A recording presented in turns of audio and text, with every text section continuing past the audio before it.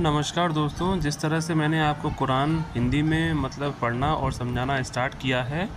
मैंने अभी तक कुरान का परिचय आपको बताया हिंदी में। कुरान का प्रथम अध्याय मैंने आपको बताया था कल अपने लास्ट वाले वीडियो में। आज मैं जो वीडियो बना रहा हूँ वो कुरान का दूसरा अध्याय सूर अल बकरा पर आधारित है। बेसिकली इसका नाम क्या है, सूर अल बकरा, ये अरबी भाषा का शब्द है। इसका मतलब होता है गाय। गाय इसका मतलब इस वजह से है क्योंकि इस जो है अध्याय में गाय के बारे में काफ़ी कुछ बताया गया है अल्लाह ने।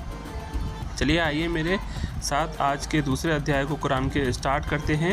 यह अल्लाह की किताब है, इसमें कोई संदेह नहीं है। मार्गदर्शन रखने वालों के लिए जो विश्वास करते हैं, बिन देखे और नमाज स्थापित करते हैं। जिन लोगों ने अवज्ञा की उनके लिए समान है, तुमको डराओ न, वे मानने वाले नहीं हैं।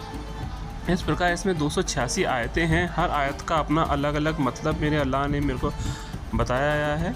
अल्लाह ने ये बताया है कि किस तरह से हमको सत्मार्ग पर चलने की प्रेरणा लेनी चाहिए।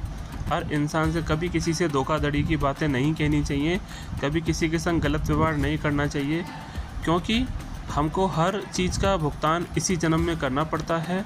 और अल्लाह नहीं चाहता है कि मेरा बंदा राह से भटके।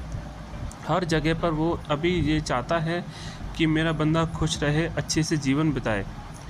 तो होता क्या है कि आगे हम उदाहरण इसका पढ़ते हैं। ऐसा है जैसे व्यक्ति ने आग लगाई, जब आग ने उसके आसपास को प्रकाशित कर दिया तो अल्लाह ने उनकी आँख की रोशनी छीन ली और उनको अंधेरे में छोड़ दिया। उनको कुछ दिखाई नहीं देता, वे बहरे हैं, गूंगे हैं, अंधे हैं, अब ये पलटने वाले नहीं हैं। इसी तरह मेरे अल्लाह आगे कहते हैं, यदि तुम उस वाणी के संबंध में संदेह में हो जो हमने अपने बंदे के ऊपर उतारी है, तो लाओ इस जैसी एक सूरह और बुला लो अपने समर्थक को भी अल्लाह के सिवा, यदि तुम सच्चे हो। तो इसका मतलब ये है कि कोई भी इंसान जब किसी राह पर चलता है और किसी को धोखा दिए बिना आगे बढ़ता है तो वो हमेशा जीवन में सफलता पाता है।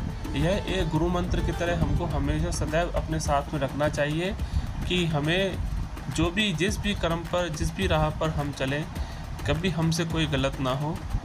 काफ़ी बार ये होता है कि हम ये सोचते हैं कि सामने वाला हमारे लिए क्या कर रहा है, लेकिन हमको ये सोचे बिना निस्वार्थ होकर हमें उसके लिए वो काम करना चाहिए जो मेरे अल्लाह ने मेरे को उस काबिल बनाया हो। हम ये सोचते हैं कि जब सामने वाला करेगा तब हम उसके लिए करेंगे, नहीं, ये गलत है।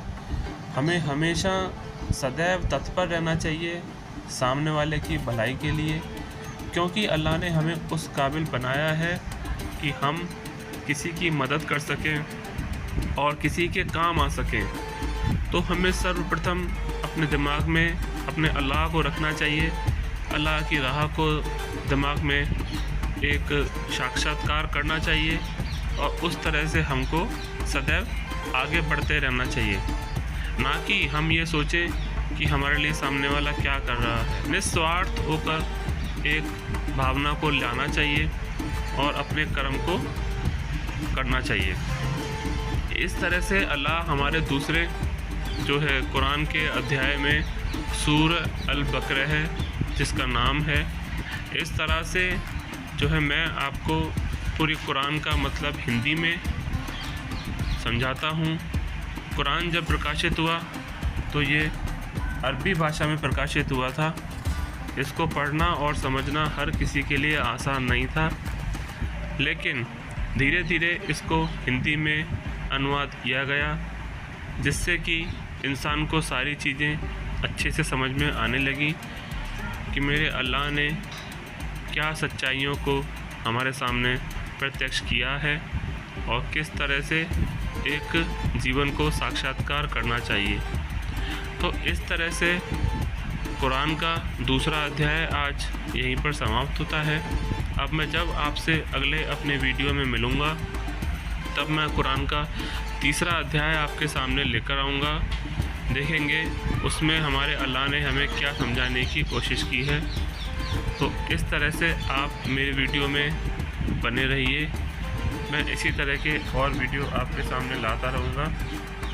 अगर आपको कुछ पूछना हो, कुछ समझना हो, कुछ जानना हो तो मुझे कमेंट बॉक्स में कमेंट करके ज़रूर पूछ सकते हैं और यदि आप मेरे चैनल पर नए हो, अभी तक आपने मेरे चैनल को सब्सक्राइब नहीं किया है, तो प्लीज़ मेरे चैनल को सब्सक्राइब कीजिए, लाइक कीजिए, कमेंट कीजिए, शेयर कीजिए। मैं इसी तरह के और भी वीडियो आपके सामने लाता रहूँगा।